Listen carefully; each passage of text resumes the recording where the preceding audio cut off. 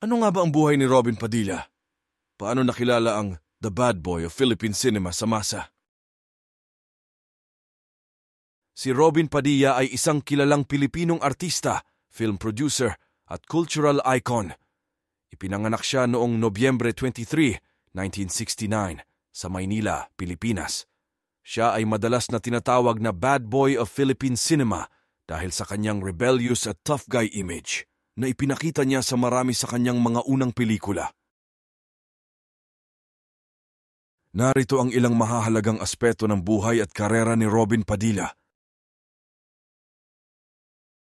Ipinanganak si Robin Padilla bilang Robin Hood Ferdinand Carino Padilla. Galing siya sa isang showbiz family dahil ang kanyang ama na si Roy Padilla Sr.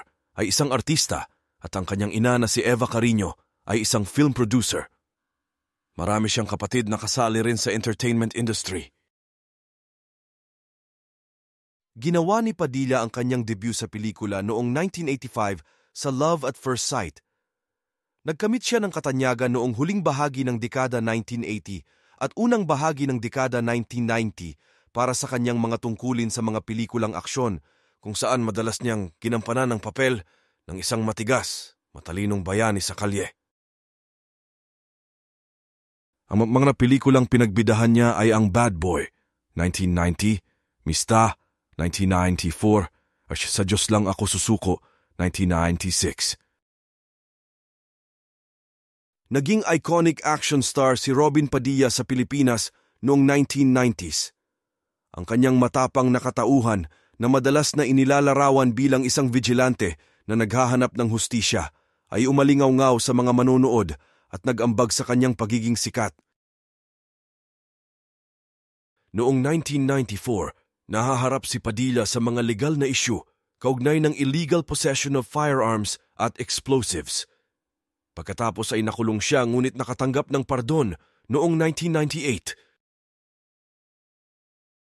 Matapos makalaya sa kulungan, ipinagpatuloy ni Padilla ang kanyang karera sa pag-arte.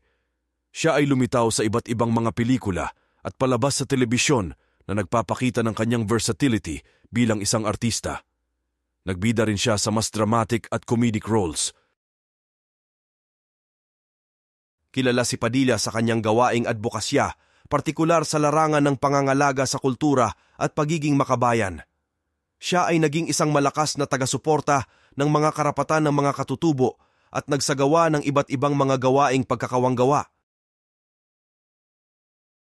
Nagpahayag ng interes si Robin Padilla sa politika at nasangkot sa iba't ibang kampanya sa politika. Gayunpaman, wala siyang hawak na anumang makabuluhang pampulitikang katungkulan. Ilang beses nang ikinasal si Padilla at may mga anak mula sa iba't ibang karelasyon. Siya ay nasa mata ng publiko hindi lamang para sa kanyang mga profesional na tagumpay, kundi pati na rin sa kanyang mga personal na relasyon at buhay pamilya. Bukod sa pag-arte, nakipagsapalaran si Padilla sa paggawa ng pelikula. Nakagawa na siya ng ilang pelikula sa ilalim ng sariling production company.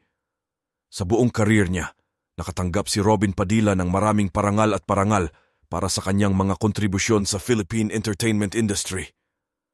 Siya ay nananatiling minamahal at maimpluwensyang figura sa pelikulang Pilipino. Ilang dekada na ang naging career ni Robin Padilla at patuloy siyang naging prominenteng figure sa Philippine showbiz. Ang kanyang impluwensya ay higit pa sa pag-arte dahil siya ay aktibong nakikibahagi sa iba't ibang panlipunan at kultural na mga layunin na ginagawa siyang isang iginagalang at multifaceted na personalidad sa Pilipinas.